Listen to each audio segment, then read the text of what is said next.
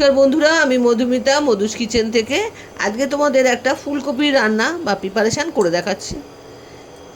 এটা নতুনত্ব একটু রান্নাটা আছে, তাই তোমাদের সঙ্গে শেয়ার করছি। তোমরা ভিডিওটা পুরো দেখো, দেখে রান্নাটা করে খেও।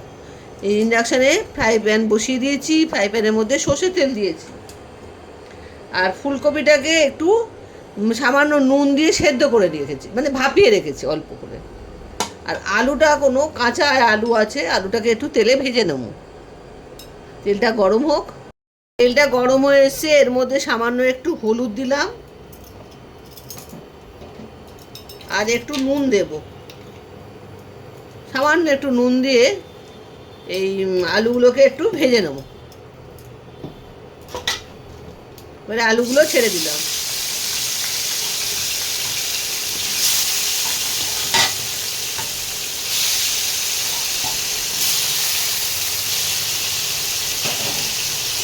আলুগুলোকে একটু লাল লাল করে ভেজে নিতে হবে। তেলের মধ্যে নুন আর হলুদ দিয়েছি, সামান্য একটু নুন আর সামান্য একটু হলুদ দিয়েছি, কারণ আলুগুলোর একটু সুন্দর কালারও হয়ে যাবে। এগুলো একটু লাল লাল করে ভেজে নিতে হবে। আলুগুলো লাল লাল করে ভাজা হয়ে গেছে, এবার আমি আলুগুলোকে তুলে নিচ্ছি।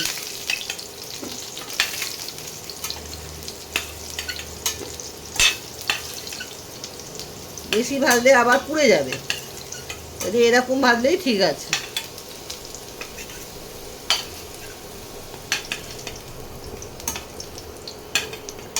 এবারে ভাপানো ফুলকপিগুলো এবারে আমি ভেজে নেব।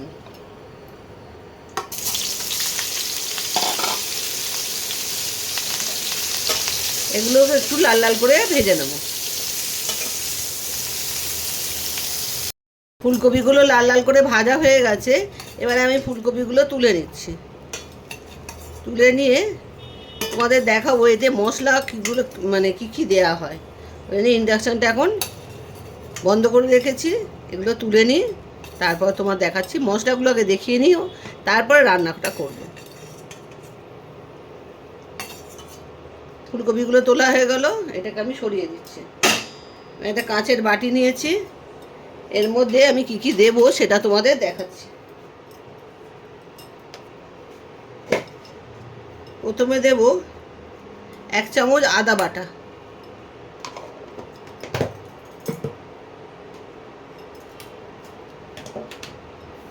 2 চামচ দেব নারকোল আর চালমগজ পেস্ট।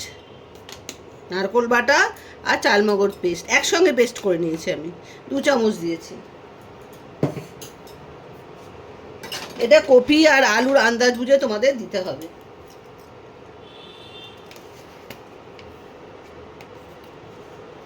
এবারে দেবো 1/2 চামচ জিরের গুঁড়ো,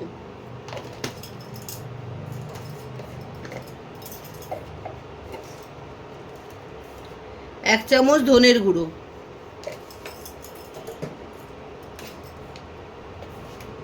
হলুদটা আন্দাজ করে দিতে হবে তোমাদের, কেননা হলুদ দিয়ে আমি ভেজেছি।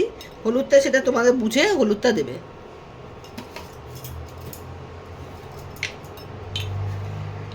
নুন স্বাদ মতো,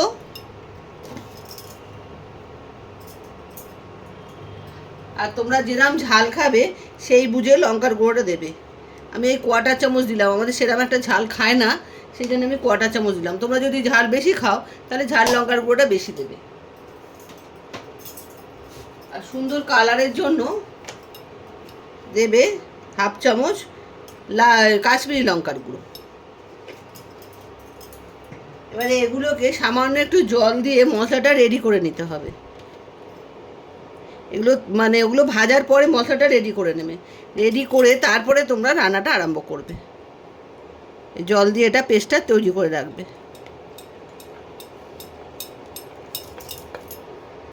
রেডি হয়ে গেছে।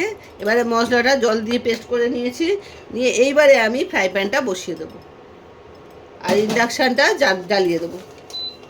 ইন্ডাকশানটা জ্বালিয়ে দিলাম। তেলটা গরম হচ্ছে, এই সময় দিয়ে দেব 1/2 চামচ ঘি তেলের সঙ্গে।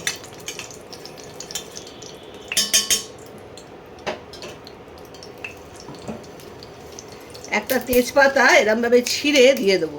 এই যে তেজপাতা দিয়ে দিলাম ফোড়নের জন্য। এটা সামান্য একটু 5 ফোড়ন ফোড়নে দেব, আর দেব হিং। এই হিং দিলাম। এবার এগুলো দিয়ে সুন্দর একটা গন্ধ বেরোবে, তখন আমি মশলাটা দেব।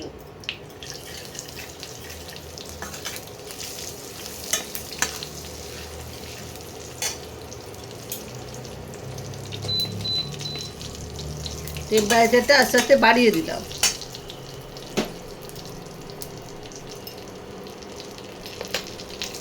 আর একটু ফোড়ন দিয়ে গন্ধ বেরোবে,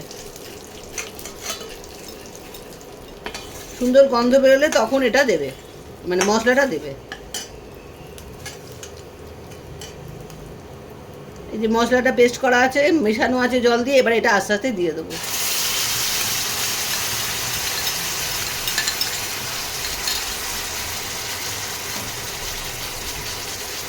সামান্য একটু জল দিয়ে ভালো করে বাটিটা ধুয়ে নেবো, ধুয়ে নিয়ে বাটিতে মশলা এটাও দিয়ে দেবো, বাটি ধোয়ার জলটা। এবারে মশলাটাকে ভালো করে কষাতে হবে যতক্ষণ না মশলা থেকে তেল ছাড়ে। কন্টিনিউ কিন্তু হাত নাড়াতে হবে। ভালো করে মশলাটা কষিয়ে নিই, তারপরে দেখাচ্ছি তোমাদের কি করব। মশলা দিয়ে তেল ছাড়তে আরম্ভ করেছে, এই সময় এক ফালি লেবু দিয়ে দিতে হবে রস করে। যে কোনো লেবু, গন্ধরাজ লেবু হোক, যে কোনো লেবু হোক, এক ফালি লেবু দিয়ে দেবে। এই তেল ছাড়তে আরম্ভ করেছে, ভালো করে লেবুটা মিশিয়ে নিলাম। প্রথমে আলুগুলো দিয়ে দেবো। এটা কিন্তু নিরামিষ রান্না।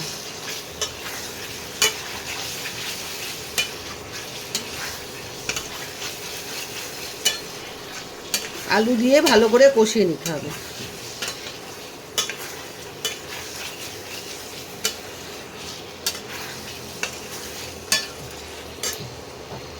এবারে কপিগুলো দিয়ে দেবো।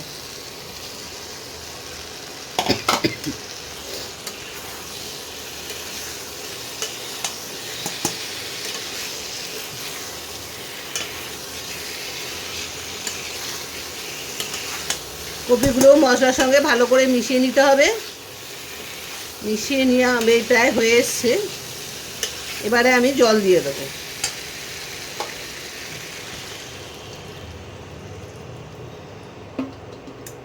এবার একটু আলুটা সেদ্ধ হওয়া অবধি ওয়েট করতে হবে, কেননা কপিটা হাফ সেদ্ধ হয়ে আছে, অসুবিধা কিছু নেই। আলুটা সেদ্ধ হলেই রান্নাটা কমপ্লিট। খেতে কিন্তু নিরামিষ পাতা দারুণ খেতে হয়। একটু এবারে ঢাকা দিয়ে দেবো। এখনও কিন্তু একটু বাকি আছে, মশলাপাতি একটু বাকি আছে দেওয়া। আমি প্রথমে এখন ঢাকা দিই, সেদ্ধ হোক, তারপরে দেখাবো কি করতে হবে। 5 মিনিট হয়ে গেছে, এবারে আমি ঢাকাটা খুলে দেখবো আলুটা সেদ্ধ হয়েছে কিনা। ঝোলটাও কমে গেছে, হ্যাঁ আলু সেদ্ধ হয়ে গেছে। এবারে আমি এর মধ্যে দেবো 1 চামচ গরম মশলার গুঁড়ো।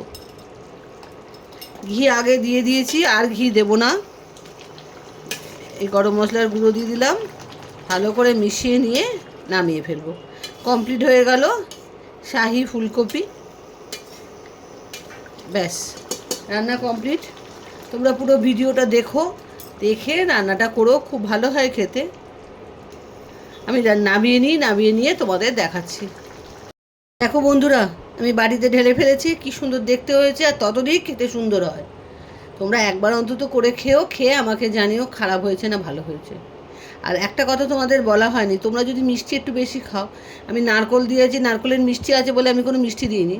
তোমরা কিন্তু মিষ্টি যদি কেউ খাও, অনেকে তো মিষ্টি তরকারিতে মিষ্টি খেতে ভালোবাসো, তারা কিন্তু একটু মিষ্টি দিতে পারো। এটা মিষ্টি দিয়েও খেতে ভালো লাগে।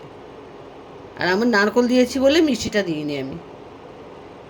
নারকোলে একটা মিষ্টি ভাব থাকে, ওতে খেতে মানে দারুণ হয়। কিন্তু একটু যারা মিষ্টি ভালোবাসো তারা মিষ্টি দেবে, চিনি দেবে। পুরো ভিডিওটা দেখো, দেখে রান্নাটা করে খেয়েও বন্ধুদের মধ্যে শেয়ার করো, আর আমাকে অতি অবশ্যই জানিও কেমন তোমরা রান্নাটা খেলে। ফুলকপির এই প্রিপারেশানটা দারুণ খেতে হয়, আমার কথা একবার শুনে করে খেয়ে দেখো। আজ তাহলে আসি, আবার একটা নতুন রান্না নিয়ে তোমাদের সঙ্গে শেয়ার করব। Bye bye.